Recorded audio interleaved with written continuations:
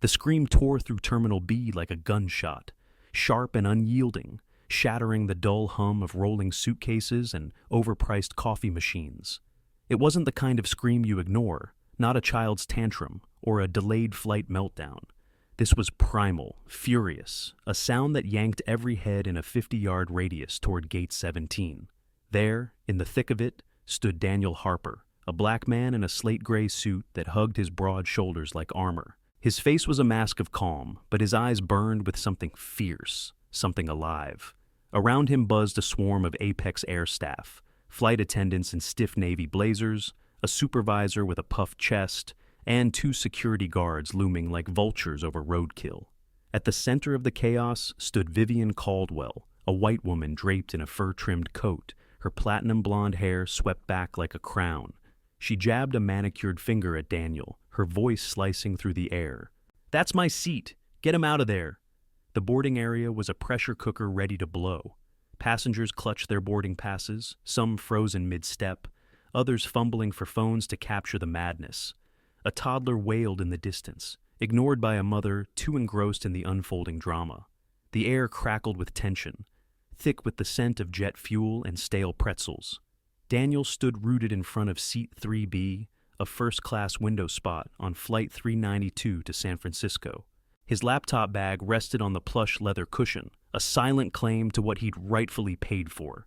Vivian towered over the aisle, her designer heels clicking like gunfire as she paced. "I've flown this route 100 times, she snapped, loud enough for the cheap seats to hear. "That seat is mine. Move him, now." Flight attendant Lisa Carter stepped forward, her smile tight as a drum. She clutched a clipboard like a shield, her voice dripping with forced politeness. "Sir, there's been a mix-up," she said, her tone sliding into condescension.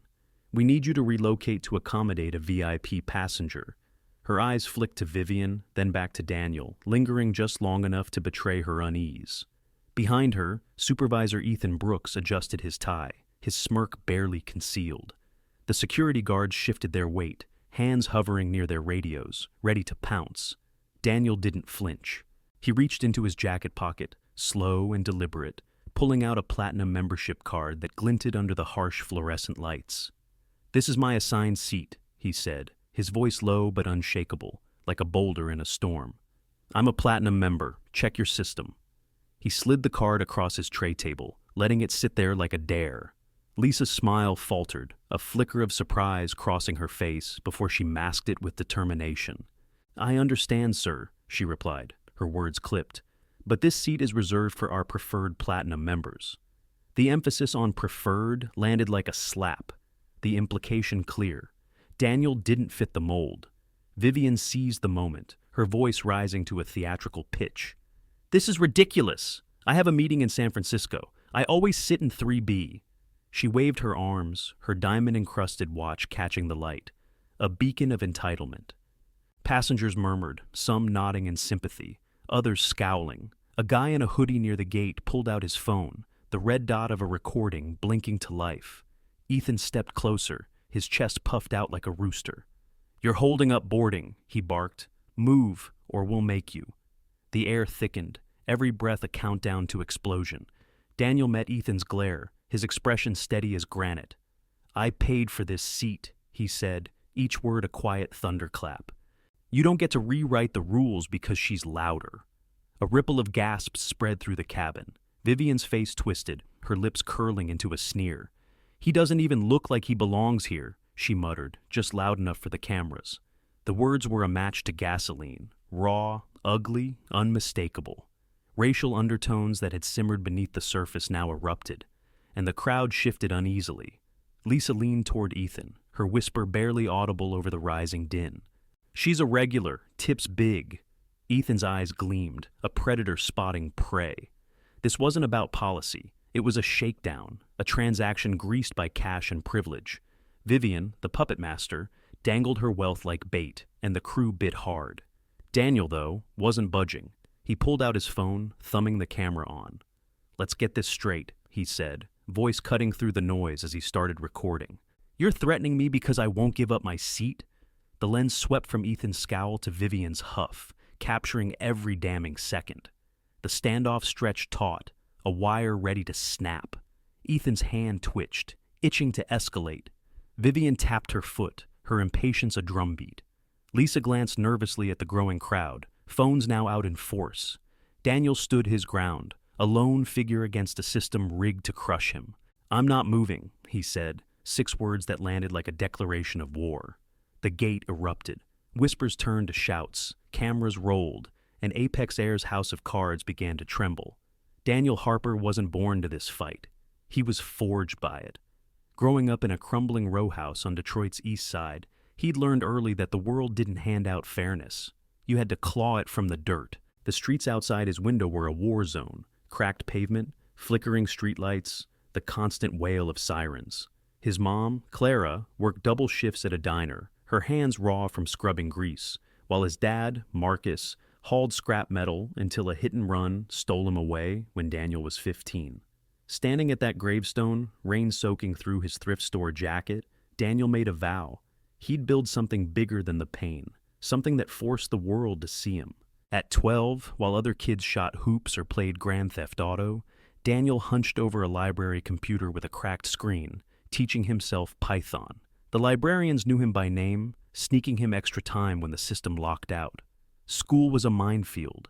Teachers who assumed he'd drop out, classmates who mocked his patched-up sneakers. Once, in 8th grade, a guidance counselor told him, "You're not college material, kid. Stick to something practical." The words stung, but they lit a fire. He coded his first app at 16, a clunky game about dodging obstacles, on a second-hand laptop he'd bought with birthday cash. By 25, he'd turned that grit into Horizon Innovations, a $3 billion AI empire that sniffed out bias in customer service like a bloodhound on a trail. Now, 43, he was a titan, but the scars of those early battles never faded. Across the aisle stood Vivian Caldwell, a woman who'd never known a door that didn't swing wide for her. Born into a textile dynasty, she'd grown up in a Connecticut mansion with marble floors and servants who called her Miss Vivian. Her father's fortune came from mills that churned out fabric for designer labels, and her mother's socialite charm kept the family's name in glossy magazines. Vivian inherited it all, the money, the arrogance, the unshakable belief that the world bent to her whims. She'd spent decades jetting between Paris and New York, her platinum Apex Air status a badge of honor. First class wasn't just a perk, it was her birthright, and seat 3B was her throne. To her, Daniel was a trespasser, a smudge on her pristine canvas. The Apex crew, Lisa Carter, Ethan Brooks, and Captain Michael Grayson, were the gears in this rotten machine. Lisa, 32, had been a flight attendant for 8 years, her dreams of travel soured by late nights and rude passengers. She lived paycheck to paycheck, her one-bedroom apartment a shrine to unpaid bills. Vivian's tips, sometimes $50, sometimes $100, kept the lights on, and Lisa had learned to prioritize the loudest wallets. Ethan, 38, was a small-town bully who'd climbed Apex's ranks by kissing the right boots. Raised in a trailer park where us versus them was gospel, he saw outsiders like Daniel as threats to his fragile kingdom. Grayson, 55, was the old guard, a pilot with silver hair and a resume of stormy landings. He'd spent 30 years in cockpits, trusting his crew blindly, too jaded to question the rot beneath Apex's polished wings. The contrast was stark. Daniel was self-made, a man who turned rejection into rocket fuel. Vivian was entitlement incarnate, her wealth a weapon she wielded without remorse. Lisa, Ethan, and Grayson were cogs in a system that rewarded compliance over conscience, their biases baked in by years of bowing to power. Where Daniel saw a seat he'd earned, Vivian saw a privilege she deserved, and the crew saw a paycheck worth defending. It was a powder keg of pride, prejudice, and profit, and the fuse was already lit. Daniel's past wasn't just backstory. It was his armor. He remembered the landlord who'd refused to rent to his mom, muttering about those people. The cop who'd frisked him at 17 for looking suspicious while he carried groceries. The tech conference where a white exec asked, "Who let the intern in?" Even as Daniel prepped his keynote, each slight had sharpened him, taught him to stand firm when the world pushed back. Vivian, though, had never been pushed. Her life was a velvet rope. She'd bought her way past every line, every rule. Apex Air was her playground, and the crew were her playthings, conditioned to jump at her snap. As the standoff brewed, their worlds collided in real time. Daniel's calm wasn't weakness, it was defiance, a middle finger to every doubter who'd tried to erase him. Vivian's shrieks weren't just noise, they were a demand for the universe to realign in her favor. The crew's threats weren't protocol, they were a desperate grab to keep the system humming. Gate 17 wasn't just a gate anymore, it was a battlefield, and the first shots had been fired. Ethan Brooks didn't waste time. He leaned into Daniel's space, his breath hot with coffee and arrogance. "You're not getting it," he hissed, voice low enough to feel personal, but loud enough to flex. "This isn't your call. Move, or security's next." His hand hovered near Daniel's arm, daring him to resist. Vivian folded her arms, her smirk a silent cheer. Lisa shifted uneasily, her clipboard trembling slightly, but she didn't intervene. The cabin was a live wire. Passengers craned their necks, phones out, a dozen red dots blinking like eyes in the dark. Daniel met Ethan's stare, his own eyes steady as a sniper's. "Threaten me all you want," he said, voice a blade wrapped in velvet. "I'm not leaving my seat." The words landed hard, a gauntlet thrown in Ethan's face. A gasp rippled through the crowd. A woman in 4C clutched her purse. A guy in 5A muttered, "Hell yeah!" Vivian pounced, her voice shrill as a siren. "This is outrageous! I have a meeting in San Francisco. I need my seat." Her arms flailed, a performance for the ages, but the real show was Ethan's next move. He grabbed Daniel's arm, fingers digging in like claws. Big mistake. Daniel yanked back, firm, but controlled. "Don't touch me," he warned, his tone a quiet storm. Ethan froze, caught off guard by the steel in Daniel's grip. Lisa's eyes widened, panic flickering. She knew this was spiraling. Vivian doubled down, her words a venomous jab. "He doesn't even look like he can afford first class," she sneered, loud enough for the cameras. The cabin erupted, murmurs turned to shouts. "That's messed up," a woman in 6B snapped. "He's got the ticket," a kid in 7A yelled. The racial undertones weren't subtle anymore. They were a neon sign. Daniel's jaw tightened, but he didn't lash out. He'd heard worse, lived worse. Instead, he angled his phone, the camera rolling. "You're hearing this, right?" he said, panning from Ethan's scowl to Vivian's huff. "They're trying to kick me off my seat because she wants it, and because of how I look." The footage was dynamite, every word a spark. Ethan's face flushed red, his control slipping. "Turn that off," he barked, lunging for the phone. Daniel pulled back, smooth as silk. "No law against recording," he said. "I'm protecting myself." Vivian slipped a wad of cash into Lisa's pocket, a slick, practiced move caught on half a dozen screens. "Fix this," she whispered, her voice a conspirator's hiss. Lisa's face flushed, but she pocketed the bills, her guilt drowned by greed. Ethan nodded, a silent pact sealed. This wasn't a mix-up anymore. It was a bribe, a power play, a middle finger to fairness. Passengers roared, some booed, others typed furiously, hashtags like, "Oh, such apex racism," already brewing. A nurse in 4D stood up, phone raised. "This is disgusting," she shouted, her video joining the flood. The tension was a heartbeat, pounding faster with every second. Ethan barked into his radio. "Get security, now!" Vivian tapped her watch, her impatience a drumroll. Lisa fidgeted, torn between fear and loyalty to the paycheck. Daniel stayed calm, his phone a shield, his resolve a fortress. "I'm not the problem here," he said, loud enough for the back rows. "You are."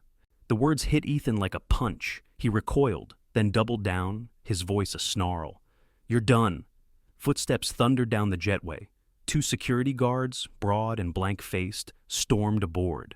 The cabin fell silent, a collective breath held. Daniel didn't blink. "I'm not moving," he repeated, a mantra now, a line in the sand. Ethan pointed triumphant. "Take him out." The guards hesitated, sensing the crowd's heat, but orders were orders. Vivian smirked, already picturing her victory lap. Lisa looked away, shame creeping in. The stage was set, the fuse burned to its end, and Apex Air was about to blow. Captain Michael Grayson emerged from the cockpit, his silver hair glinting under the cabin lights, his stride heavy with authority. 30 years of flying had carved lines into his face, but his eyes were tired, dulled by routine. "What's the holdup?" he growled, scanning the scene. Ethan straightened, pointing at Daniel like a hunter marking prey. "He won't move for our VIP." Grayson sized Daniel up, then sighed, a man too weary to care. "Sir, we have the right to reassign seats for passenger comfort," he said, voice flat but firm. "Move, or you're off the plane." Daniel didn't budge. "Show me the policy," he countered, his tone even but unyielding. "I'm in my seat paid in full. You're discriminating." Grayson blinked, thrown by the pushback. Ethan jumped in, venom dripping. "You're causing a scene. Last chance." Daniel's phone stayed on, capturing every second. "You're threatening to remove me because I won't give up my seat to her?" he asked, panning to Vivian, who huffed dramatically. The footage was a ticking bomb, and the crew didn't even know it. Grayson's patience snapped. "This is your final warning," he said, stepping closer. "Move, or security handles it." The guards closed in, their boots thudding on the carpet. Daniel stood, slow and deliberate, gathering his briefcase with the grace of a man who'd faced worse. "I'm complying," he said, head high, "but this isn't over." As he walked the aisle, Vivian slipped another wad of cash into Ethan's pocket. A sly move caught on every phone. "Thanks for handling that," she whispered, her smugness a poison cloud. "First class should have standards." The cabin boiled over. "He didn't do anything," a woman in 5C shouted. "I'm recording this," a guy in 6A yelled. Daniel stepped off, escorted by security, his posture unbroken. Outside, he pulled out his phone, texting his COO, Nadia. They just made the biggest mistake of their lives. Vivian settled into 3B, sipping complimentary champagne, her victory bittersweet. Ethan and Lisa retreated to the galley, splitting the cash, $200 for a man's dignity. "Easy money," Ethan chuckled. Lisa stared at the bills, guilt gnawing at her gut. Passengers flooded social media. Videos hit X, racking up millions of views. AUR Apex racism trended. Celebrities amplified it. Apex HQ trembled as the stock dipped 5% in minutes. Daniel, in the lounge, assembled his team. His calm, a prelude to war. The crew thought they'd won. They were wrong. 5 minutes after takeoff, an emergency call from HQ hit the plane. "You've just kicked off the wrong man." The house of cards was collapsing, and the reckoning was only beginning. The airport lounge was a war room now, its plush chairs and muted jazz drowned out by the frenetic buzz of Daniel Harper's team, assembling like soldiers on a battlefield. Beyond the glass walls, the terminal churned with travelers oblivious to the storm brewing inside. Parents wrangling kids, business travelers sipping overpriced lattes, announcements crackling overhead. But within these walls, time slowed, the air thick with purpose. Daniel stood at the center, his suit still crisp despite the chaos, his phone glowing with notifications as the viral video ticked past 5 million views in under an hour. His dark eyes scanned the room, a quiet intensity radiating from him, the kind that didn't need volume to command respect. This wasn't just a man wronged, this was a general plotting a siege. Nadia Patel, his COO, burst through the glass doors, her sharp heels clicking like a metronome of fury on the polished tile. Her tailored blazer flared as she moved, a woman who'd clawed her way up from a call center to the C-suite, her brown skin a testament to battles Daniel understood too well. She slammed a laptop onto the table, its screen blazing with the footage of Daniel's removal, Ethan's sneer twisting his face into a caricature of authority, Vivian's cash slipping into Lisa's pocket like a dirty secret, Grayson's hollow orders echoing with the weight of a man who'd stopped caring. "They don't know who they just screwed," she said, her voice a blade cutting through the tension, each word honed by years of fighting corporate gatekeepers who dismissed her as diversity hire. James Ortiz, Horizon's legal counsel, slid in next, his tie loosened, his notepad already bleeding ink with strategy. A wiry man in his late 30s, he'd cut his teeth suing discriminatory employers, his Puerto Rican roots fueling a fire for justice. "This is a slam dunk," he muttered, eyes darting over the video, pausing on the moment Ethan's hand gripped Daniel's arm. A clear violation of personal space, a legal goldmine. Discrimination, bribery, abuse of power, they're toast. We've got assault too, if we push it. His pen scratched furiously, mapping a lawsuit that could bury Apex in court for years. Chloe Kim, the PR guru, followed, her grin feral as she scrolled X on her tablet, her sleek bob swinging with every excited nod. At 29, she'd turned Horizon's image from tech upstart to industry titan, her Korean heritage a quiet middle finger to every exec who'd underestimated her. Apex racism is trending worldwide, she said, voice electric, fingers flying across the screen. 2 million retweets in 20 minutes. Celebrities are piling on. J. Cole just tweeted, "This is why we fight. Apex is done." And it's got 300,000 likes already. She swiped to another tab. LeBron James dropped a bomb. "This is bigger than one seat. It's about respect." 50 million followers, Daniel. 50 million. The lounge crackled with energy, a storm brewing as Daniel's calm facade masked the fire within. A blaze stoked by decades of slights now roaring to life. Outside, the internet was a wildfire tearing through dry brush. Passengers from Flight 392 flooded social media with raw, unfiltered rage, their shaky videos and furious captions igniting a digital uprising. Tara, a nurse in 4D, posted her clip, a crystal-clear shot of Daniel's composed face as Ethan loomed over him, Vivian's shrill voice cutting through the background. "He was polite, calm. They treated him like trash," she wrote, her post racking up 800,000 views in 30 minutes. Comments exploded. "Racism in 2025? Apex is garbage," one read, pinned with 15,000 likes. "This is why I don't fly anymore," another added, a thread of 200 replies piling on tales of Apex's petty indignities. A college kid in 7A, barely 19 with a mop of curls and a skateboard strapped to his backpack, tagged the airline directly. "You're canceled. Enjoy the fallout." His blurry clip, shot from a bad angle but catching Vivian's "he doesn't belong" sneer, hit 1.2 million views, fueled by Gen Z outrage. The hashtag #boycott Apex surged, a digital guillotine poised over the airline's neck, its blade sharpened by every retweet. Protests brewed outside Apex hubs. Pickets at LAX waved signs reading, "No justice, no flights," while chants of "Apex must fall" echoed at JFK, a crowd swelling from dozens to hundreds as news vans rolled in.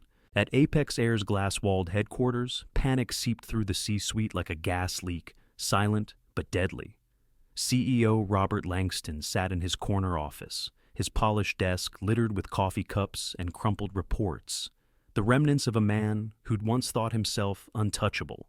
His phone buzzed incessantly, board members demanding answers, investors threatening to dump stock, PR flacks begging for a miracle. He hit play on Emily Voss's tablet, the footage unspooling in high-def horror, Daniel's dignity as he stood his ground, Vivian's entitlement dripping from every gesture, the crew's corruption laid bare in every frame.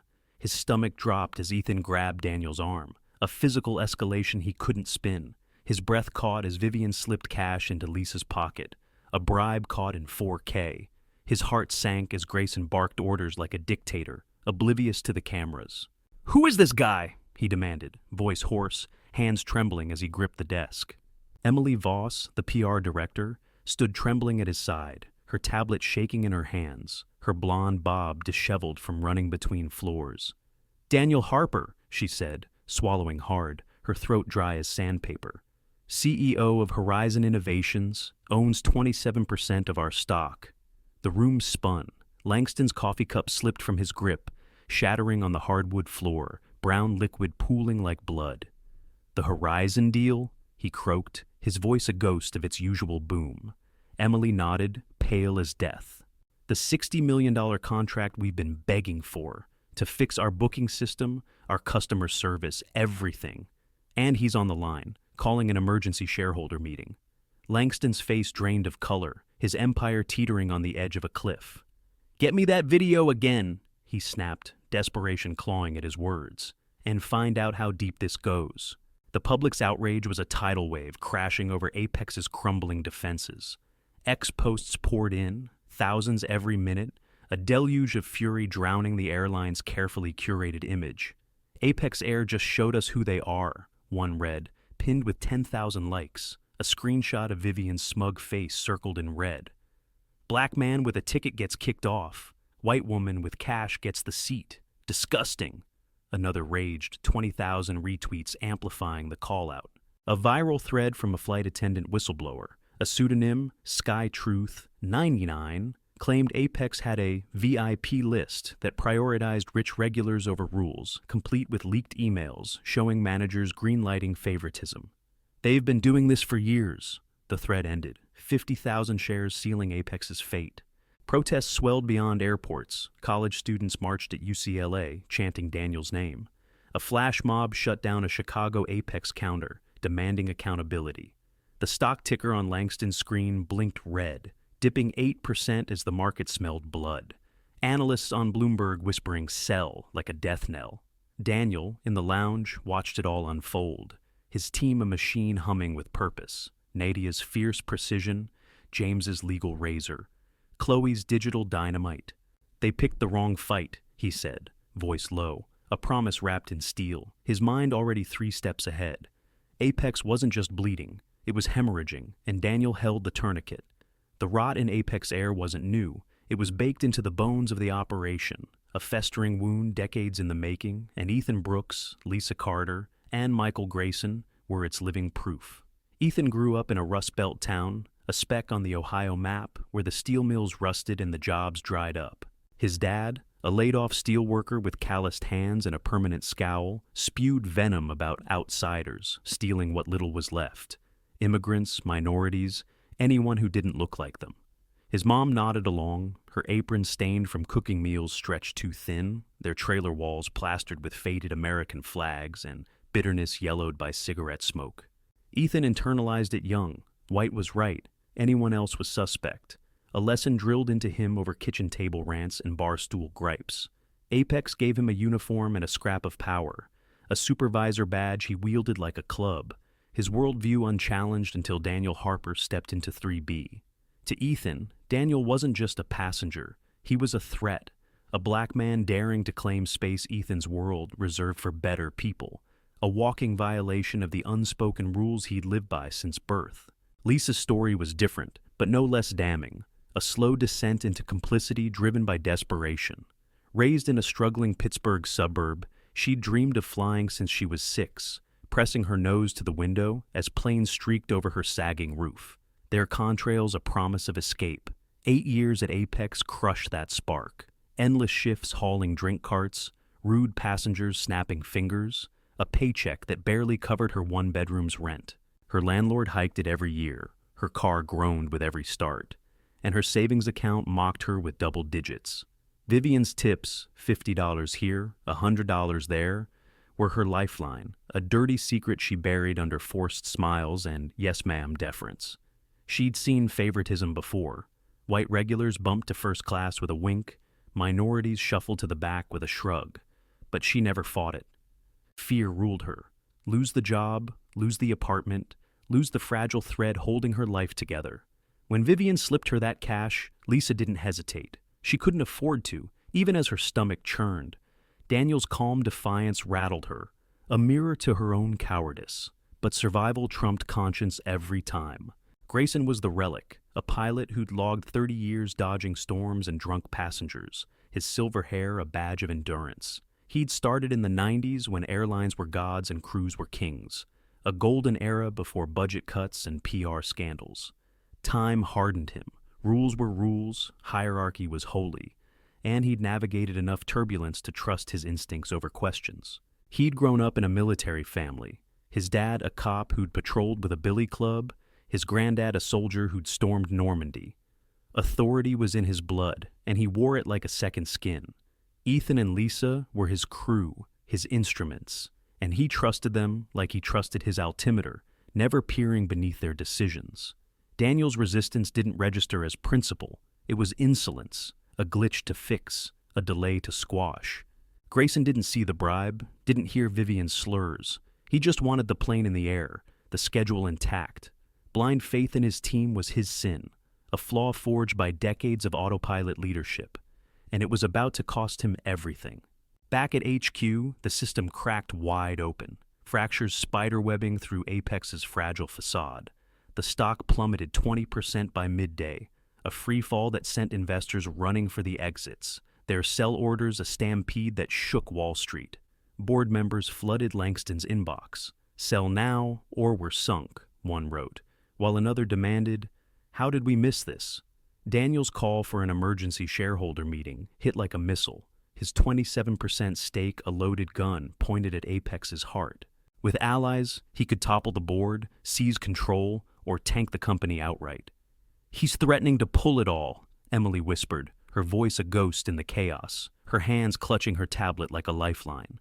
Langston stared at the ticker, numbers bleeding red, each dip a dagger to his legacy. "He'll tank us," he said, realization dawning, his voice cracking under the weight. "He's not just mad, he's in control."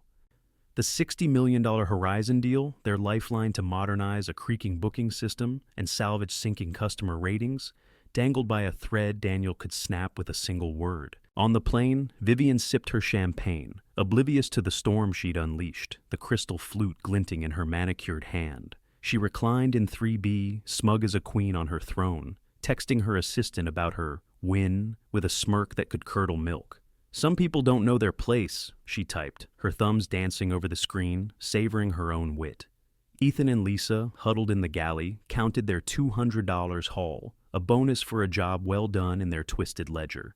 "She's good for it," Ethan chuckled, pocketing his share, his grin a predator's gleam. Lisa stared at the bills, her stomach twisting into knots. She knew this was wrong, felt the slime of it on her skin, but the rent was due, and her landlord didn't take excuses. Grayson stayed in the cockpit, eyes on the horizon, the steady hum of engines drowning out the mess below. He assumed it was handled, his faith unshaken. None of them saw the tsunami coming, a wave of consequence cresting just beyond their view. The internet didn't sleep. It roared. Videos multiplied like wildfire, passenger angles from every seat, security cam leaks from the gate, even a blurry clip of Vivian's bribe caught by a kid with a shaky hand. Apex crash trended alongside Apex racism. Memes mocking the airline's slogan, "Fly Apex, where everyone's royalty, if you're white," racked up millions of laughs. Newsrooms pounced. CNN ran a segment titled "Airline Apartheid," with legal experts dissecting the footage, while ex-users dug into Apex's history, complaints of bias buried in fine print, lawsuits settled quietly with gag orders, a pattern of favoritism stretching back years. Protests swelled. Hundreds rallied at O'Hare, signs reading "No more Apex excuses" waving in the wind, while a flash mob at Atlanta's Hartsfield-Jackson chanted Daniel's name, their voices a chorus of reckoning. Langston's phone rang off the hook, his empire crumbling brick by brick as Daniel's shadow loomed larger by the minute, an avenger born from their own arrogance. Daniel sat in the lounge, staring at his phone, but his mind was elsewhere, back in Detroit, back to the nights that shaped him into the man now poised to topple an empire. He remembered the tech internship at 19, acing the coding test with a program that streamlined inventory faster than anything their team had seen. The HR manager, a middle-aged white guy with a comb-over, had smiled thinly and said, "We went with someone who fits better." The white kid who got it couldn't debug a line to save his life. Daniel saw him crash a demo a month later at a trade show. At 23, he'd pitched an app to a VC firm, 3 white guys in polos who smirked through his demo, their eyes glazing over as he explained algorithms, then ghosted him without a word. He'd spent nights coding in a freezing apartment, stomach growling from skipped meals, heat off because the bills piled up like bricks. He'd survived it all, each no a brick in his wall, each slight a spark in his fire. This wasn't just about a seat, it was personal, visceral, a fight for the kid he'd been, for the millions still fighting invisible chains of bias every day. He remembered the landlord who'd refused to rent to his mom, muttering, "Those people," under his breath as she clutched her diner paycheck. The cop who'd frisked him at 17 for looking suspicious while he carried groceries home, his heart pounding as the officer sneered. The tech conference at 30, where a white exec asked, "Who let the intern in?" Even as Daniel prepped his keynote, his name on the program in bold. Every moment had forged him, every rejection a lesson. The system didn't bend unless you forced it. Apex wasn't just an airline, it was every door slammed in his face, and now he'd kick it down. His motive ran deep, a river cutting through stone. Horizon wasn't just a company, it was a weapon. Its AI rooting out bias in hiring, service, sales, systems that crushed people like him daily without a second thought. He'd built it for the warehouse worker passed over for a promotion, the student denied a loan despite perfect credit, the mom ignored at the counter while a white customer got smiles.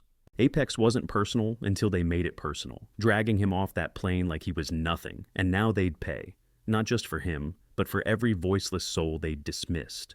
Nadia paced beside him, briefing the team, her voice a whip, cracking through the air. "Stock's down 25%, she said, eyes blazing. "We've got them by the throat." James nodded, drafting a shareholder motion, his pen a scalpel. "Meetings tomorrow, we call the shots." Chloe grinned, showing X stats, 10 million video views, Woodger's Apex racism at #1, a tidal wave of outrage they'd ride to victory.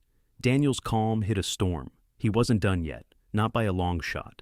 Meanwhile, Vivian's world frayed at the edges, a tapestry unraveling thread by thread. Her phone buzzed with texts, friends canceling dinner with vague excuses, her assistant dodging calls with "I'm swamped" lies. "You're trending," a colleague messaged, attaching a news clip from MSNBC, heiress caught in airline scandal, her face plastered across the screen, her bribe frozen in time. Her company, Caldwell Textiles, launched an internal probe. Her antics threatened a $20 million contract with a major retailer, and the board wasn't amused. She scoffed, tossing her phone onto the marble counter of her penthouse kitchen, the Manhattan skyline glittering beyond her floor-to-ceiling windows. "They'll get over it," she muttered, pouring another martini, the gin sharp on her tongue. He started it. No remorse, just blame. Daniel was the villain in her warped fairy tale, a peasant who dared to challenge her throne. Her socialite circle ghosted her, whispers of airline Karen spreading like wildfire through their gilded chats. She didn't see the cliff she stood on. She was too busy admiring her crown, oblivious to the fall. The pace was relentless, a heartbeat pounding faster with every cut. At Apex HQ, Langston screamed at his team, "Fix this!" His voice bouncing off the glass walls, his tie yanked loose as sweat beaded on his forehead. PR scrambled, drafting apologies no one would buy, generic platitudes about reviewing policies that ex-users shredded in seconds. In the lounge, Daniel strategized, his voice steady as granite. "They don't get a pass," he said, eyes locked on Nadia, a pact sealed. In Vivian's penthouse, she raged at the TV, CNN replaying her bribe on a loop, her scream of "turn it off" lost to the void.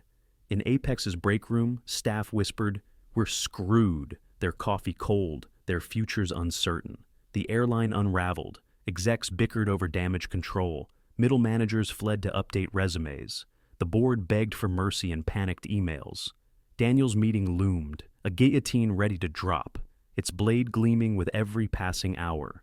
Vivian's smugness blinded her. Apex's arrogance buried it. The clock ticked, and the fallout raced toward them all like a freight train off the rails. The HR summons came like a thunderclap. Ethan, Lisa, and Grayson sat in a sterile conference room, the air heavy with dread. No windows, no luxury, just a table, 3 folders, and 2 security guards by the door.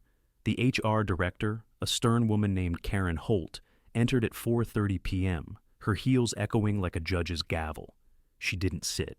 "You're terminated," she said, voice flat as steel, sliding the folders across the table. "Effective immediately." The words hit like a punch. Ethan's jaw dropped. Lisa gasped. Grayson closed his eyes, decades aging him in seconds. Ethan recovered first, fury boiling over. "What the hell? We followed procedure," he shouted, slamming a fist on the table. Lisa's hands flew to her mouth, tears spilling. "I didn't mean it," she whimpered. Grayson stayed silent, his weathered face a mask of defeat. Holt opened her laptop, the viral video filling the screen. Ethan's grab, Vivian's cash, Grayson's orders. It played in brutal clarity, their sins unspooling for all to see. "Was accepting a bribe to discriminate procedure?" Holt asked, her tone ice cold. The room shrank, the truth suffocating. The footage zoomed on, Vivian slipping money to Ethan, her whisper audible. "Keep standards up." Ethan's face paled. He'd thought it discreet. Lisa's sobs grew louder, her guilt a flood. "I knew it was wrong," she choked out. I needed the money." Grayson finally spoke, voice weak. "I trusted my crew. I didn't see it." Holt's eyes narrowed. You failed your passenger, your company, and basic decency, she said. And that passenger? Daniel Harper, CEO of Horizon, our biggest shareholder. The revelation was a second blow.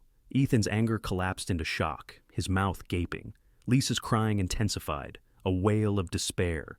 Grayson's head sank, his career, dust. You're escorting them out, Holt told security, her tone final. The guards stepped forward, faces blank. Ethan shoved his chair back, snarling.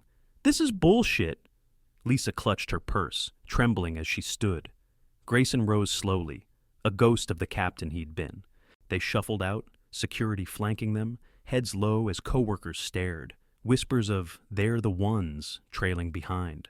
Outside, Ethan kicked a trash can, rage-masking panic. His resume was toast.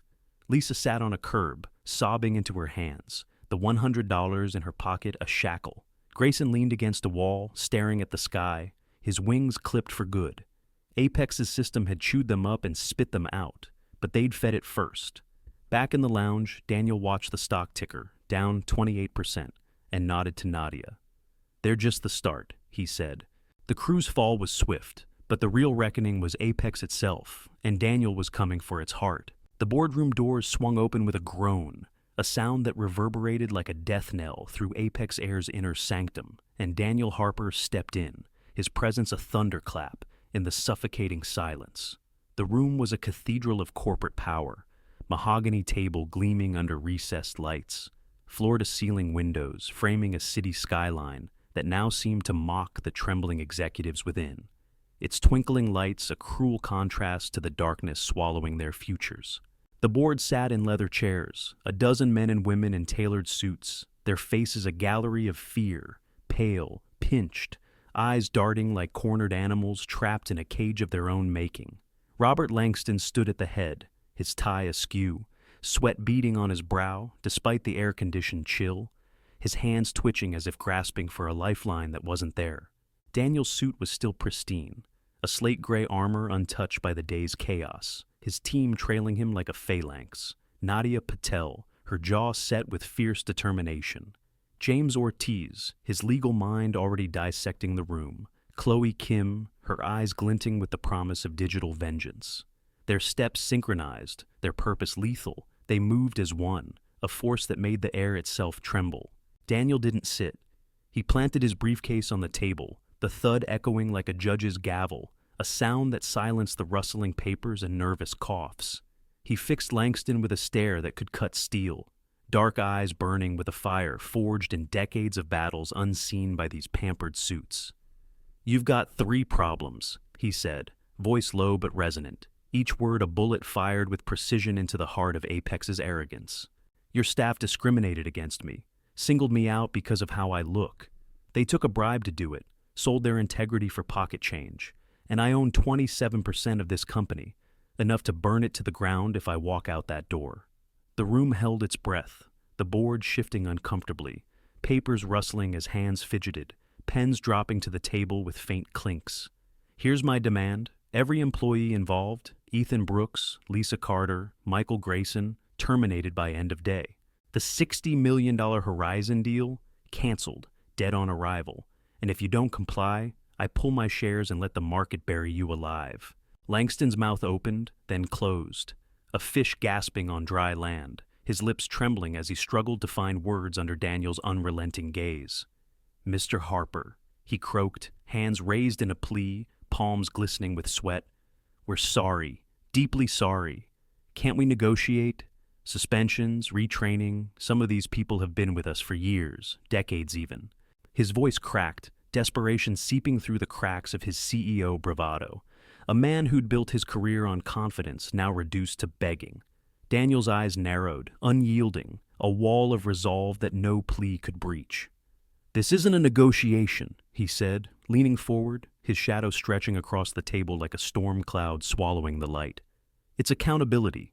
You don't get to beg your way out of this. You don't get to wiggle free with half measures and apologies that mean nothing." A murmur rippled through the board. Some nodded faintly, their heads dipping in reluctant agreement. Others stared at their hands, shame and panic warring on their faces, fingers twisting rings or clutching pens as if they could anchor themselves to a sinking ship. The stock ticker on a wall-mounted screen blinked red, a grim metronome of doom, down 15% since the meeting was called, a free fall that screamed bankruptcy, each percentage point a nail in Apex's coffin. Langston glanced at it, his shoulders slumping, his breath hitching as the numbers ticked lower, 16%, 17%. "We'll lose everything," he whispered, more to himself than Daniel, his voice a hollow echo of a man watching his empire dissolve. "The unions will riot, the investors will flee." Daniel cut him off, voice rising for the first time, sharp and commanding, slicing through Langston's whimpering like a blade. "You should have thought of that before your crew dragged me off that plane like I was nothing, like I was less than human because of my skin." The room froze, the weight of his words landing like a physical blow, a few board members flinching as if struck. He gestured to Chloe, who stepped forward, remote in hand, her movements crisp, her expression a mix of triumph and disdain. "Show them," Daniel said, his tone final. The lights dimmed, plunging the room into shadow, and the massive screen flared to life with the viral video, its pixels a guillotine poised to drop. The footage played in brutal clarity, Ethan's hand clamping Daniel's arm with a force that made the board wince, Vivian's cash slipping into Lisa's pocket with a smug whisper caught in crisp audio, Grayson's barked orders echoing hollowly through the cabin like a dictator, oblivious to his own downfall. The board watched, transfixed, as passengers shouted, "He didn't do anything!" and "This is disgusting!" Their voices a chorus of outrage that filled the room. The bribe replayed in slow motion, Vivian's manicured fingers sliding the bills with practiced ease, Lisa's guilty flinch as she pocketed them, Ethan's greedy nod, a silent seal on their pact. When it ended, silence smothered the room for a full minute, broken only by a board member's shaky cough, the sound jarring in the stillness. Langston's face was ashen, his empire's rot laid bare in high definition, a wound he could no longer deny. "We didn't know," he stammered, a lie no one believed, his eyes darting to the board for support that never came.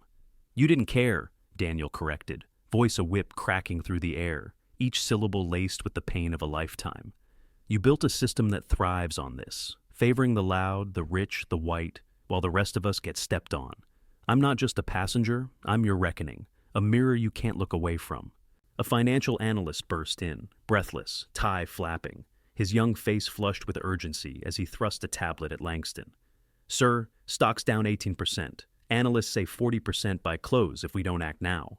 Langston's eyes widened, panic swallowing him whole, his hands shaking as he gripped the tablet, the numbers a death sentence. Daniel crossed his arms, his stance unwavering, a titan in a room of crumbling idols. "You've got 1 hour," he said, voice steady as granite, a deadline that brooked no argument. "Fire them, or I walk, and Apex dies with me."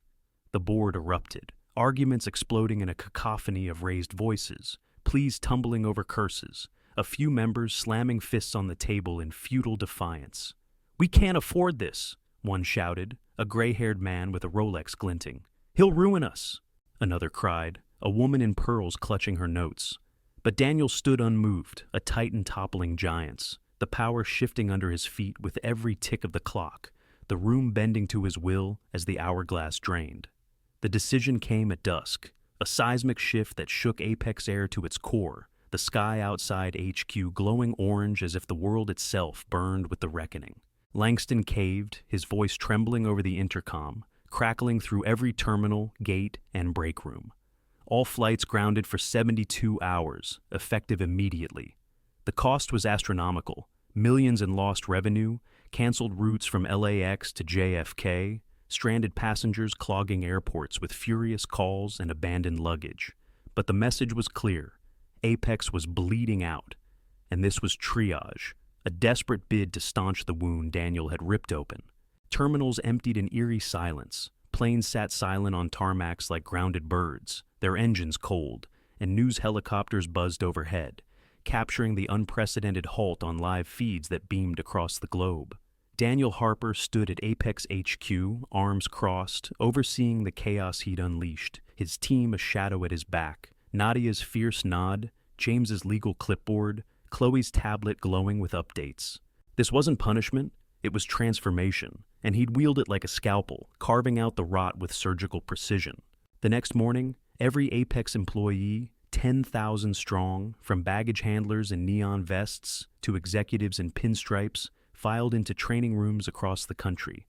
A mass mobilization unseen in airline history. Conference centers hummed with tension, their beige carpets and fluorescent lights a stark backdrop to the charged air, screens glowing with Horizon's anti-bias program, a beast of AI and psychology designed to rip prejudice from its roots. In Chicago, the main hub, Daniel took the stage, his voice carrying over a sea of uniforms, navy blazers stretched over tense shoulders, pilot wings glinting on weary chests, janitor jumpsuits wrinkled from overnight shifts. "This isn't about me," he said, eyes sweeping the crowd, locking on faces tight with defiance or wet with shame, his words a lifeline and a lash. "It's about every person you've dismissed because of how they look, where they're from, what they can't pay, every black kid you've ignored, every immigrant you've sneered at, every woman you've brushed off. That ends today, right here, with all of you." The training was no corporate checkbox. It was a reckoning, a gauntlet that spared no one. Facilitators, psychologists with clipboards, former whistleblowers with scars of their own, Horizon techs with data-driven precision guided employees through simulations that hit like punches. A black passenger ignored at check-in while a white man breezed through. A Latina mother shuffled to a worse seat with a curt policy excuse. A Middle Eastern man grilled by security for no reason. His bags torn apart as he stood humiliated. Videos rolled, real complaints Apex had buried in dusty files, voices trembling with hurt, faces blurred but pain raw. "I waited an hour while they helped everyone else," one said, a black woman's voice cracking with exhaustion. "They assumed I couldn't afford it," another choked out, a young man in a hoodie, his eyes red from holding back tears. Employees squirmed, some staring at their shoes, soles scuffing the carpet, others scribbling notes as the truth sank in, their pens shaking with the weight of realization. In one session, a gate agent, a burly white guy named Tom, his arms thick from years of lifting bags, broke down, tears streaking his weathered face, his voice raw as he stood before his peers. "I did this," he admitted, hands clenching into fists at his sides. "Last month I bumped a black guy to coach because a regular tipped me $20. I didn't even think, just took the cash and moved on." The room went silent, his confession a mirror for hundreds, the air heavy with the echo of his words. A flight attendant, Maria, stood next, her hands shaking, her dark hair pulled tight in a bun that couldn't hide her nerves. "I saw it happen all the time. White VIPs got smiles, warm towels, extra pillows. Everyone else got shrugs, cold coffee, nothing. I never said anything, too scared of the backlash." The air thickened with guilt, but also with glimmers of change. Nods from the back, murmurs of, "Me too." A resolve forming in the quiet as eyes met across the room. Daniel walked the rows, his presence a catalyst, his footsteps deliberate on the carpeted floor. He stopped by a young baggage handler, Jamal, who'd been silent, arms crossed over his neon vest, his dark skin glistening with sweat from a shift that never ended. "What's on your mind?" Daniel asked, voice steady, meeting Jamal's guarded stare. The kid hesitated, his jaw tight, then spoke, low and fierce, his words cutting through the hum of the room. "I've been called boy by passengers, ignored by my own team when I asked for help.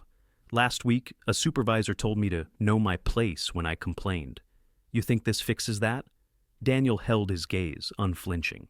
"It starts it," he said, voice firm but warm. "You're not alone anymore, not here, not now. We're rewriting the rules, and you're part of it." Jamal's jaw tightened, but his arms uncrossed, a crack in the wall, a step toward trust. By day 3, tears flowed freely, some from regret, others from relief, a flood breaking through years of silence. Apex wasn't just training, it was purging, a system forced to face its sins under Daniel's unblinking eye, its soul laid bare and reshaped in the crucible he'd built. Vivian Caldwell's fall was a slow-motion crash, elegant and brutal, a descent from a gilded pedestal into a void she'd never imagined. Apex banned her for life, a letter arriving at her penthouse in crisp legalese, the black ink stark against creamy paper.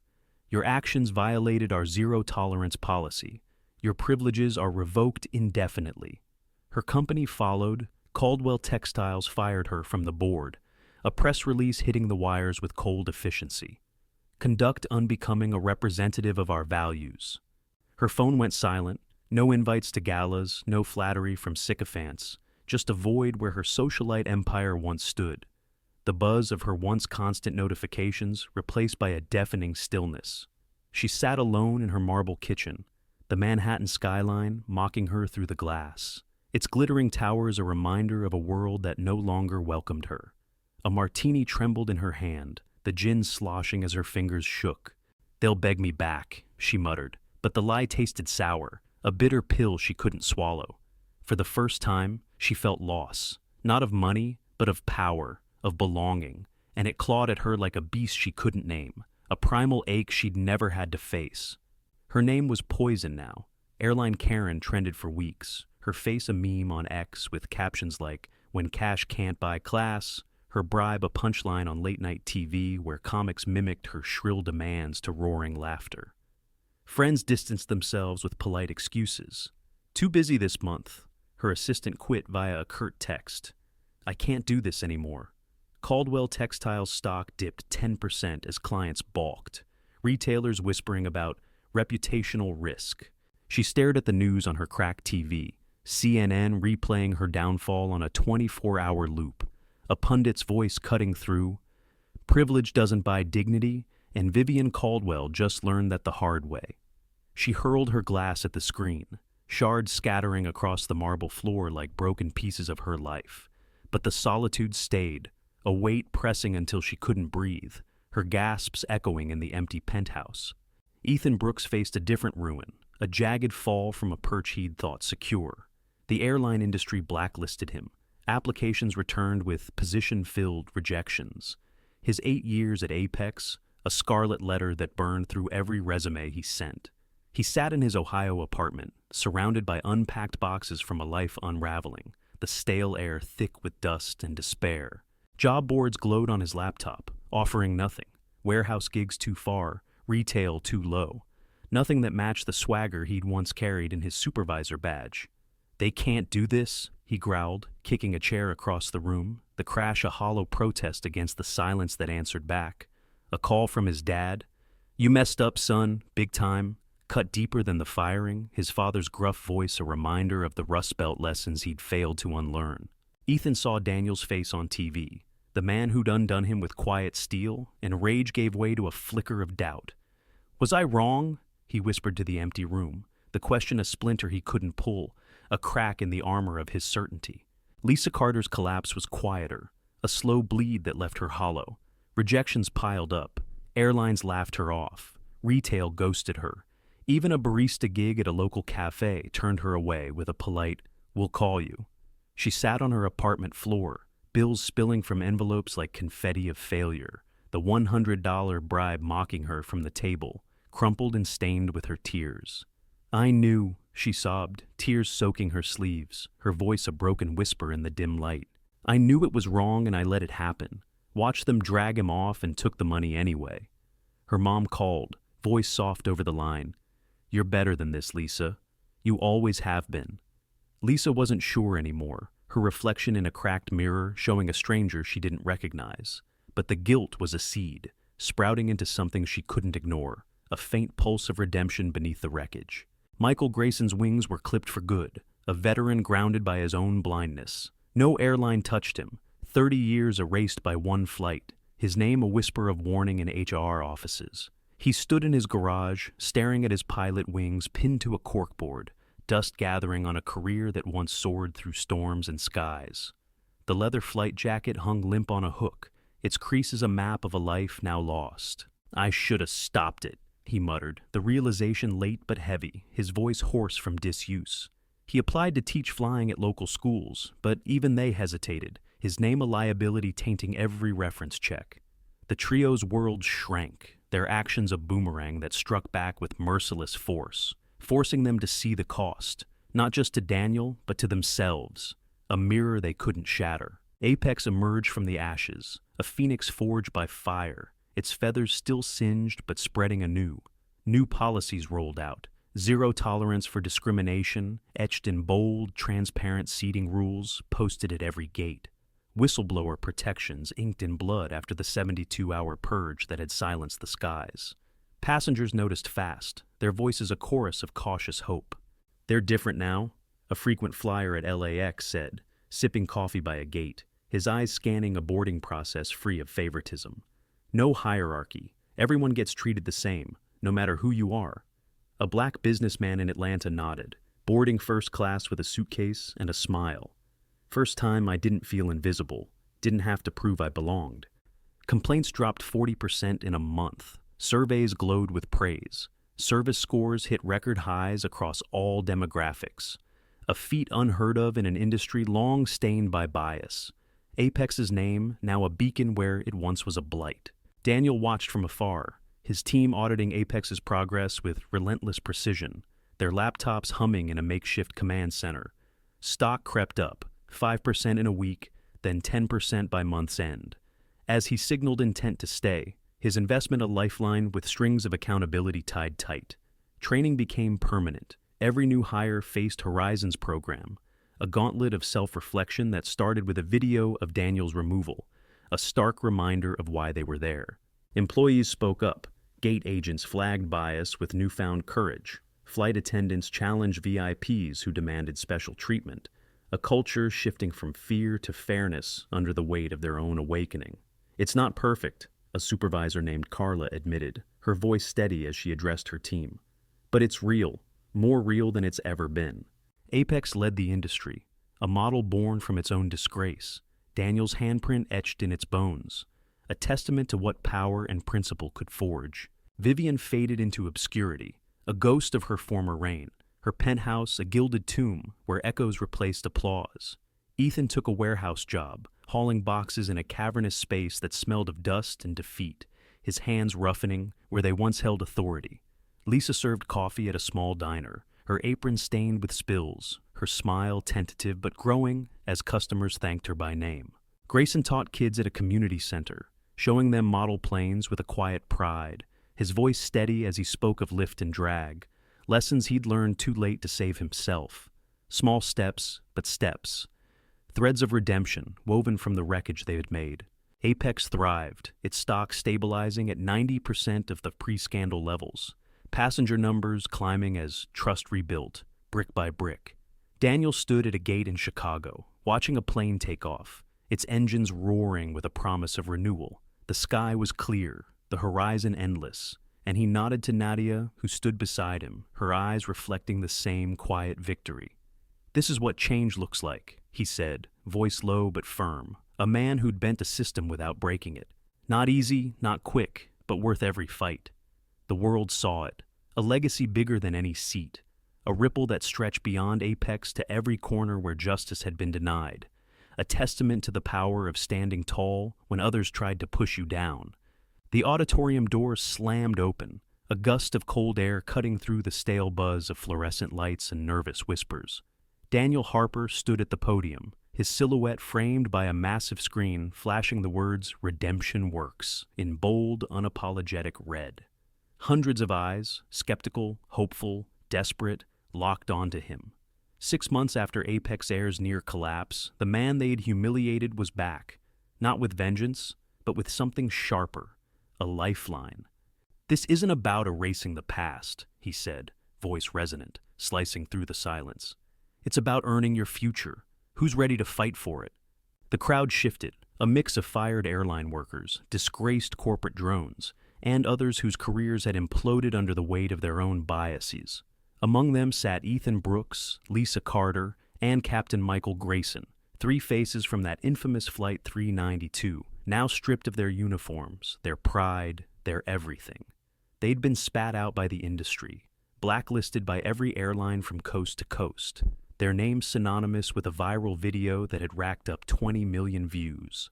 But here they were, in a rented hall on the edge of Chicago, staring at the man they'd wronged, wondering if this was a trap or a miracle. Daniel's announcement hit like a thunderclap. "Redemption Works is for anyone who's lost it all to prejudice, yours or someone else's," he said. "It's 6 months of training, therapy, and accountability. You don't just get a certificate, You get a second shot at life, but you have to earn it. The screen shifted, showing stats. 68% of participants in a pilot program had found jobs within a year. This isn't charity, he added, eyes sweeping the room. It's a reckoning. Ethan slouched in his seat, arms crossed, jaw tight. He'd spent the last 6 months in his cramped apartment, rejection emails piling up like unpaid bills. Previous experience noted, but we're pursuing other candidates, they all said, a polite way of saying, we know who you are, and we don't want the baggage. At 34, he'd gone from Apex's golden boy to a pariah, his supervisor swagger replaced by a bitterness that gnawed at him nightly. Lisa sat 2 rows ahead, her hands twisting a frayed scarf. She'd been a flight attendant for a decade, a single mom who'd stretched every tip to cover rent. Now, she was nothing, her daughter's school fees unpaid, her confidence shattered. Grayson, gray-haired and hunched, stared at the floor. 30 years in the cockpit, reduced to a cautionary tale. The program's first session kicked off with a brutal twist, a simulation. Facilitators, psychologists, and ex-offenders turned mentors split the group into teams. Ethan, Lisa, and Grayson landed together, handed a scenario ripped from their past. Your airline staff. A black passenger with a valid ticket is in a VIP seat. A white regular demands it. What do you do? The room buzzed as participants scribbled answers, but Ethan froze, his pen hovering. Memories of Daniel's calm defiance flooded back. Those 6 words, I'm not moving, that had unraveled his life. Lisa spoke first, voice trembling. I'd check the ticket. If it's his seat, he stays. The facilitator, a wiry woman named Dr. Lena Hayes, nodded. And if the regular offers you cash? Lisa flinched, her face burning. I'd say no, she whispered, but the lie hung heavy. Grayson cleared his throat. I'd back my crew, he said, then paused. That's what I did before. It was wrong. Ethan snorted, tossing his pen down. This is bullshit. You're setting us up to fail. Doctor. Hayes leaned in, eyes sharp. No, Ethan. You set yourself up. Now fix it. The simulation stretched into hours, relentless. They role-played every angle, the passenger's perspective, the crew's, even Vivian's. Ethan's temper flared. He stormed out twice, only to slink back, drawn by a nagging itch he couldn't name. Lisa broke down, sobbing as she recounted her silence that day, the way she'd let Ethan and Vivian steamroll her morals for a $50 tip. Grayson stayed quiet, but his hands shook as he wrote a letter to Daniel, unsent, crumpled in his pocket, apologizing for failing to lead. By week 2, the cracks deepened. Ethan faced his past head-on in a group session. I grew up hearing my dad call people like him trouble, he admitted, voice raw. I didn't think I bought it, but I did. I saw Daniel and figured he didn't belong. The room went still, the weight of his words sinking in. Lisa nodded, tears streaking her face. I knew it was wrong, but I was scared. Rent was due. I caved. Grayson's turn came last. I trusted the system, he said, voice cracking.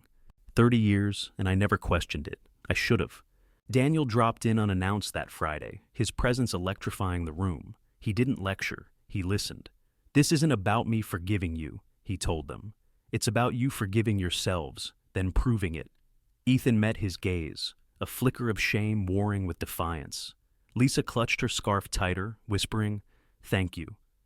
Grayson just nodded, his letter still unsent. The session ended with a challenge. Write your own redemption story.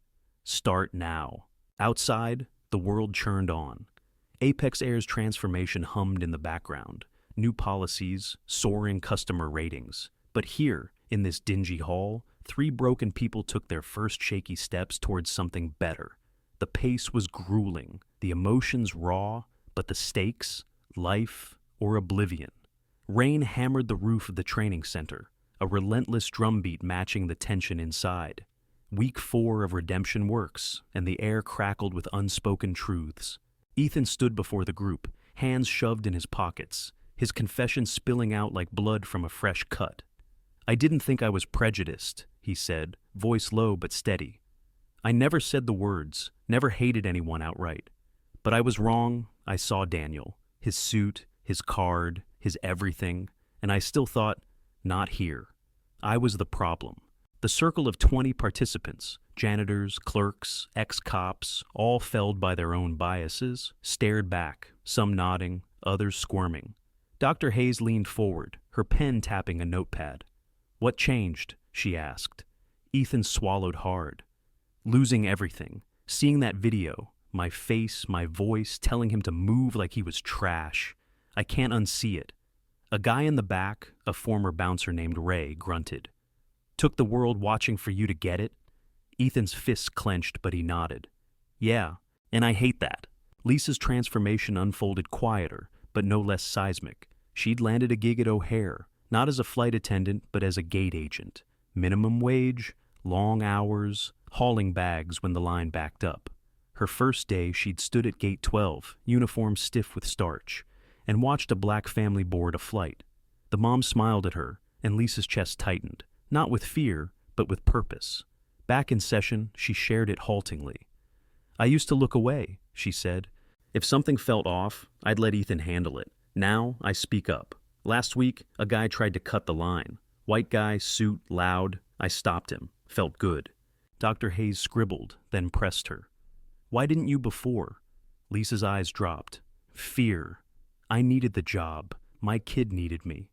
But that day with Daniel, I knew it was wrong, and I still took the money. I see her face every time I look at my daughter." A woman across the circle, a fired HR rep named Carla, reached out, squeezing Lisa's hand.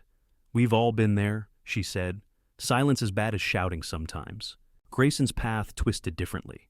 He wouldn't fly again, his license was intact, but no airline touched him. Instead, he volunteered as a mentor, leading breakout sessions for Redemption Works. His first class was a disaster. He stammered through a story about Flight 392, voice breaking as he admitted, "I let them drag him off. I stood there, captain of nothing." A participant, a young mechanic named Jamal, cut in. "You had the power. Why didn't you use it?"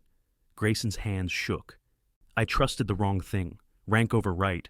I teach now because I owe it. To him, to everyone I failed." His sessions grew packed.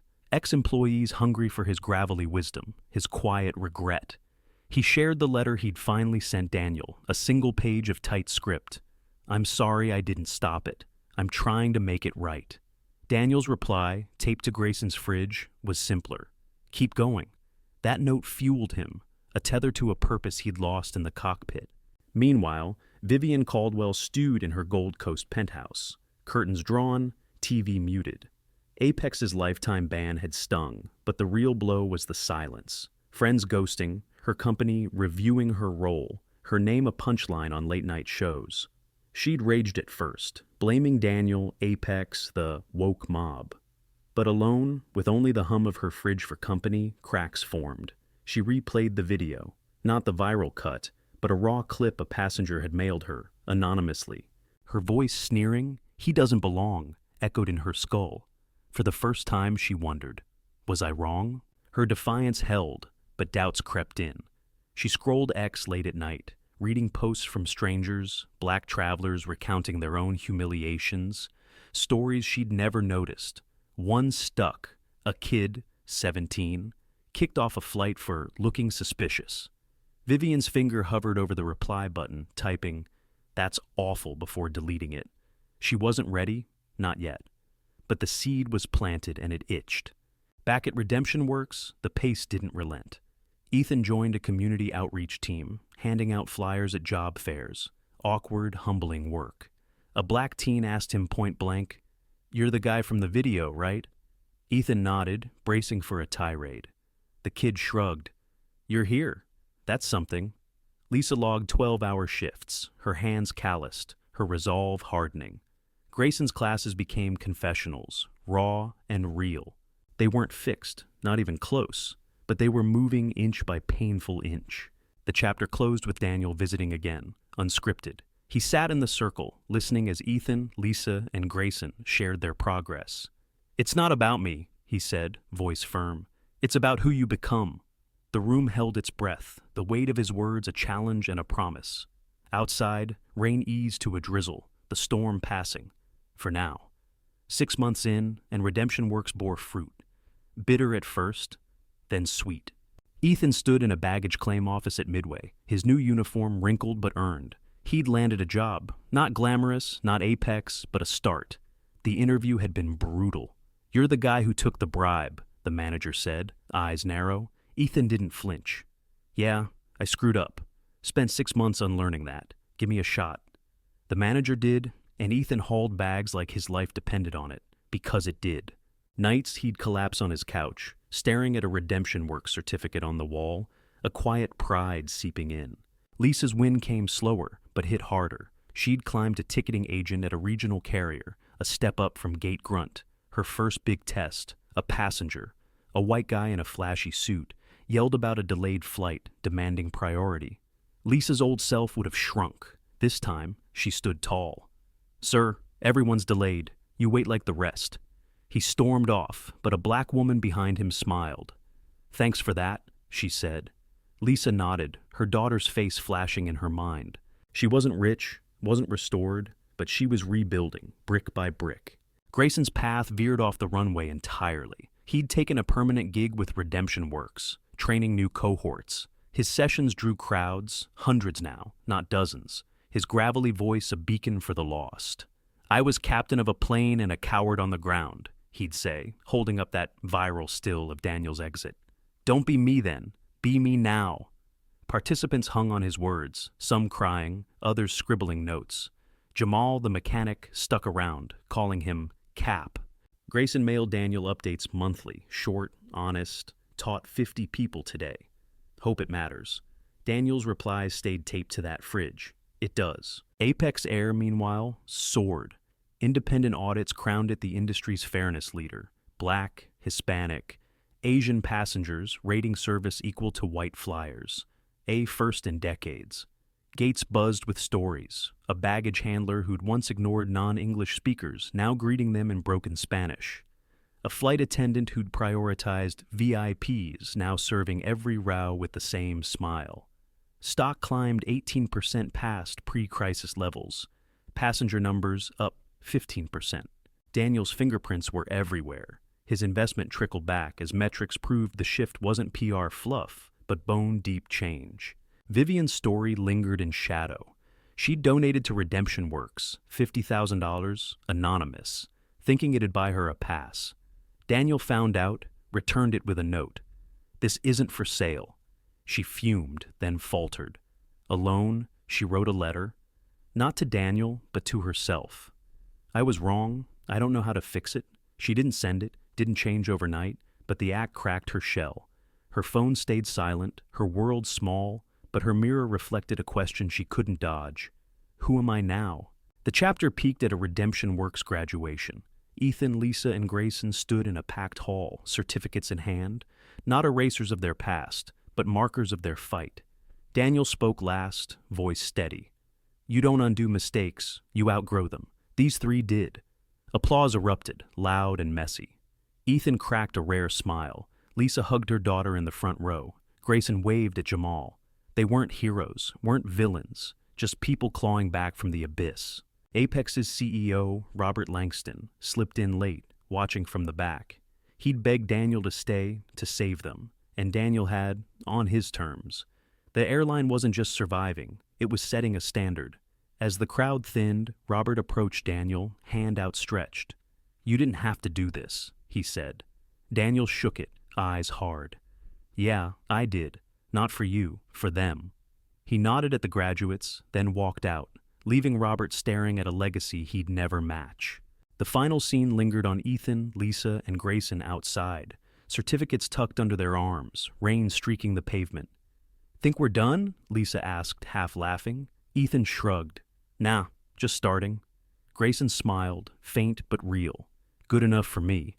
They split into the night, not whole, not yet, but closer than they'd ever been. Redemption wasn't a finish line, it was a road, and they were on it. 6 months had passed since the day Apex Air nearly crashed and burned, both literally and figuratively. The sleek headquarters in Dallas shimmered under a late afternoon sun, its glass facade reflecting a world that had shifted beneath its feet. Inside, the executive boardroom was quieter now.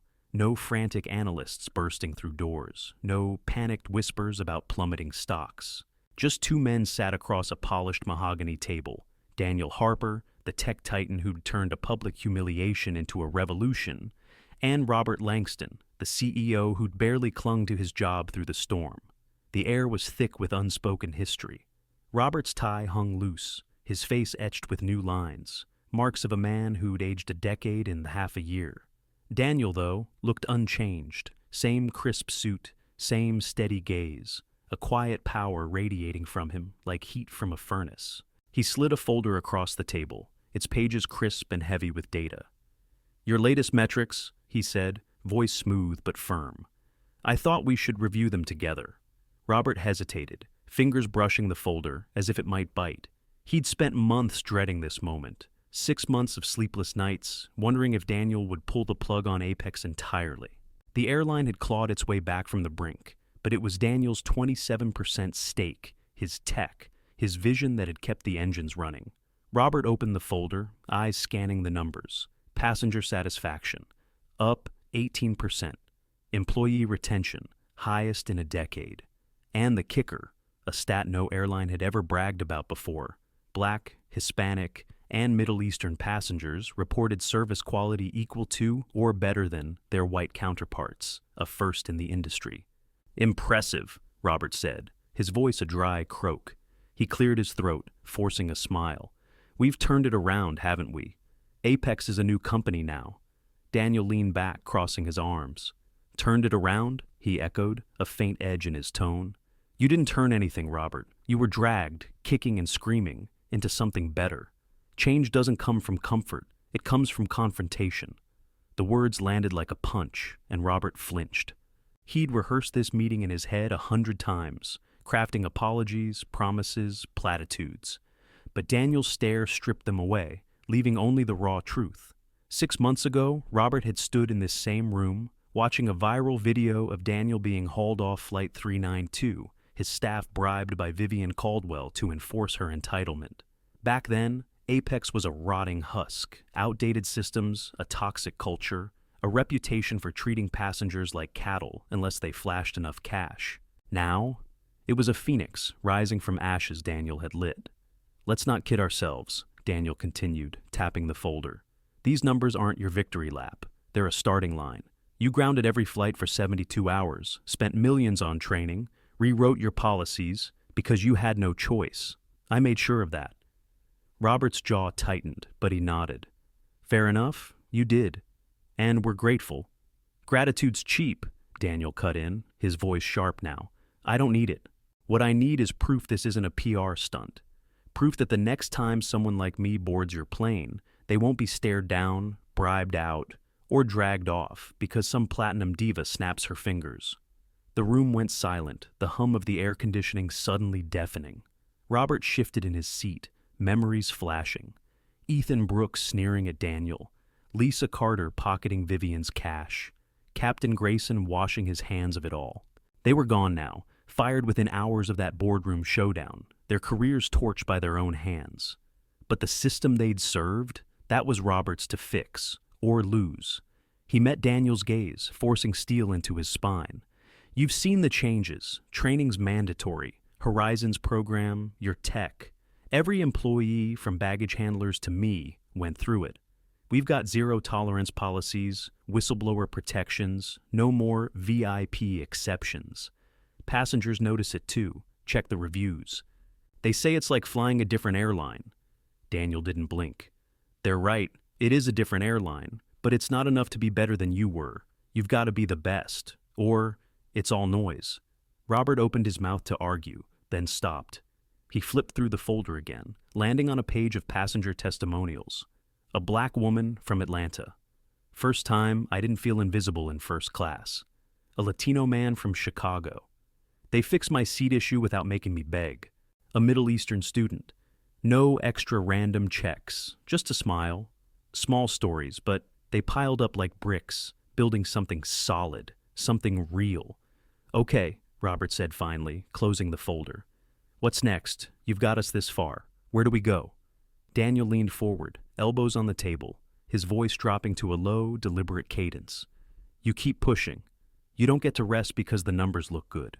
This isn't about saving Apex. It's about rewriting what people expect when they step on a plane. No hierarchies based on skin or wallets. No backroom deals. You lead the industry, or you're just another airline with a shiny new logo. Robert nodded slowly, the weight settling on his shoulders. He'd spent decades climbing the corporate ladder, chasing profit over principle. Now, at 58, he was learning a new game, one where the stakes weren't just money, but trust. "We'll do it," he said. "Whatever it takes."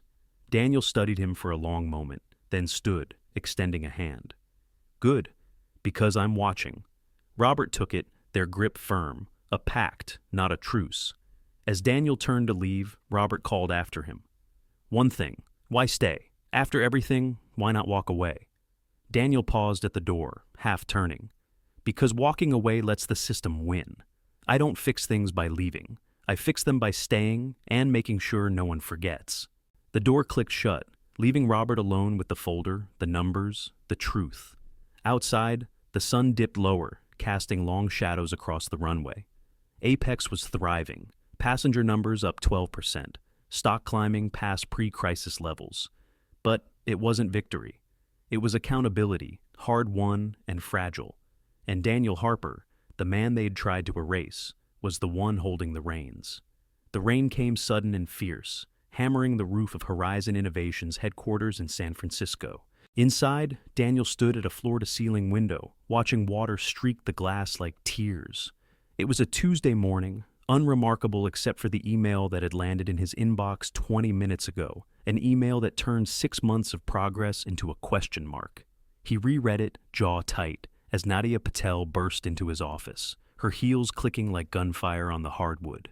"You saw it?" she asked, breathless, clutching a tablet. Her dark hair was damp, clinging to her forehead. She'd run through the storm to get here. "Yeah," Daniel said, not turning from the window. "Vivian Caldwell, anonymous donor to Redemption Works, $5 million. Nadia's eyes widened, then narrowed. "Anonymous, my ass. How'd you find out?" "Bank trace," he replied, voice flat. "She used a shell company, but the routing number slipped through. Chloe caught it this morning. It's her." The room spun into silence, broken only by the rain's relentless drumming. Redemption Works was Daniel's brainchild. A program launched 3 months ago to give second chances to people like Ethan Brooks, Lisa Carter, and Captain Grayson. People who'd lost everything after the Apex fiasco, who'd faced their biases in Horizon's grueling training, who'd clawed their way back to some semblance of purpose. 50 participants so far, funded by Horizon's profits and small grants, and now, apparently, by Vivian Caldwell, the woman who'd sparked it all with her cash-stuffed arrogance. Nadia slammed the tablet onto Daniel's desk, pulling up the donor list. She wired it last week. No note, no name, just a fat check through some Cayman Islands account. What the hell's her game? Daniel turned finally, his face a mask of controlled fury. "Power," he said.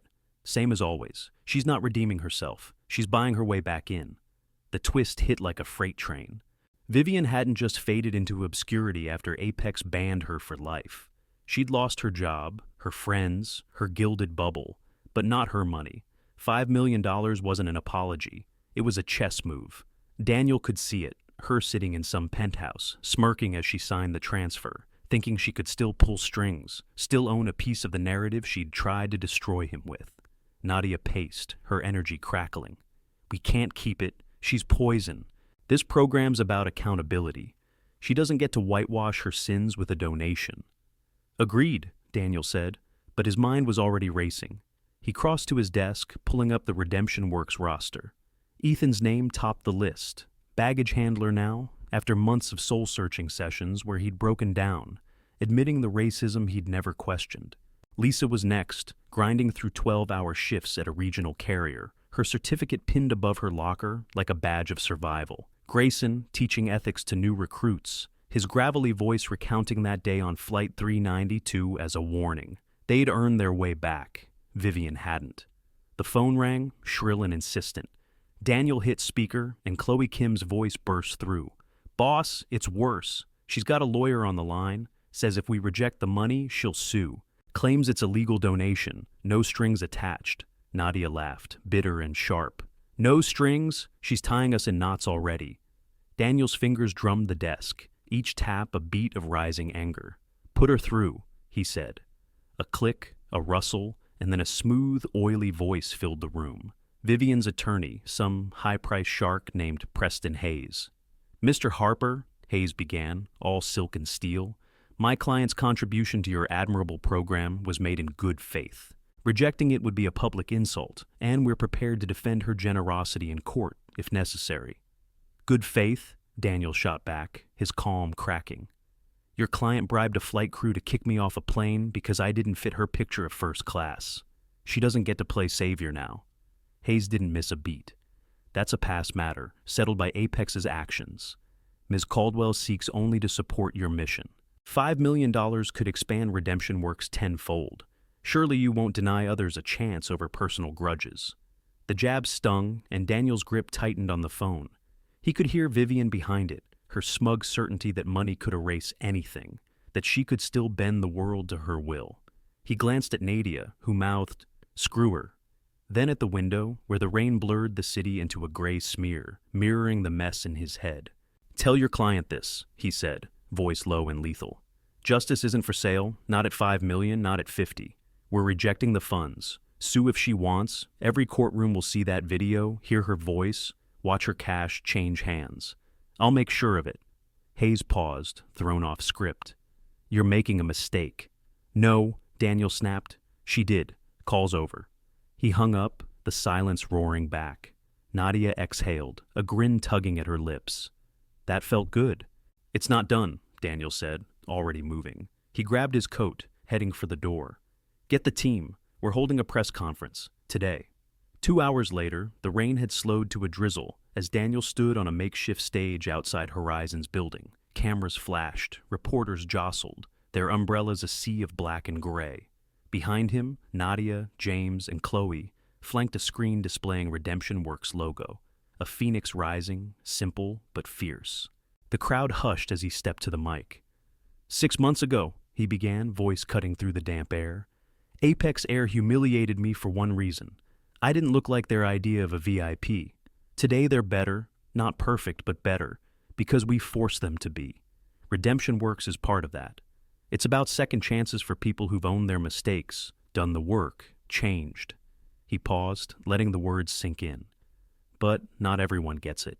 Vivian Caldwell, the woman who started this, just tried to buy her way into that redemption. $5 million slipped in under a fake name. Not because she's sorry, because she thinks she can still control the story. Gasps rippled through the crowd. Phones shot up, live streaming. Daniel raised a hand, silencing them. "We're rejecting it. Every cent, because justice isn't a check you write. It's a choice you live. She doesn't get to skip the hard part and call it even." The screen flickered, showing a clip. Not the Apex video, but a new one. Ethan, Lisa, and Grayson at a redemption session, voices raw as they unpacked their guilt. "I was wrong," Ethan said, eyes red. "I'm still learning." The clip ended, and Daniel stepped closer to the mic.